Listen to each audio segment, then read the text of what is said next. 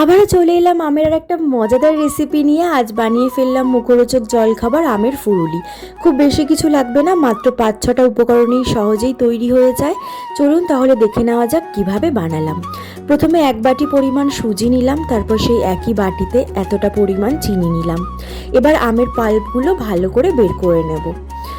আম বাড়িতে থাকলেই কেন জানি না কিছু না কিছু বানাতেই ইচ্ছা করে। যাদের আম ভীষণ প্রিয় আমার মতো, তারা নিশ্চয়ই আমার এই ফিলিংসটার সাথে রিলেট করতে পারবে।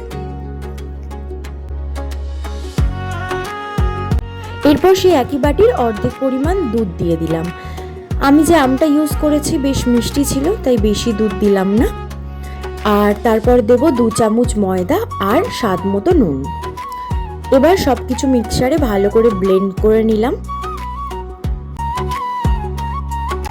দেখুন কি সুন্দর সফট আর স্মুথ পেস্ট তৈরি হয়ে গেছে। ব্যাস, তারপর গরম তেলে এক এক করে ফুলির শেপে ভেজে নিলাম। আমি এখানে চামচ দিয়ে পেস্টটা দিয়েছি, তোমরা চাইলে হাত দিয়েও তোমাদের যেমন খুশি সেই শেপে ভেজে নিতে পারো।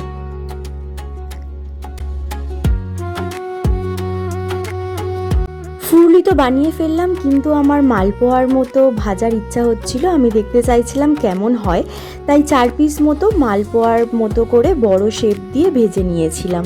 বেশ নরম আর ভালো খেতে হয়েছিল। ফুরুলি থেকে এত সুন্দর আমের গন্ধ আসছিল যে মনে হচ্ছিল কখন খাবো।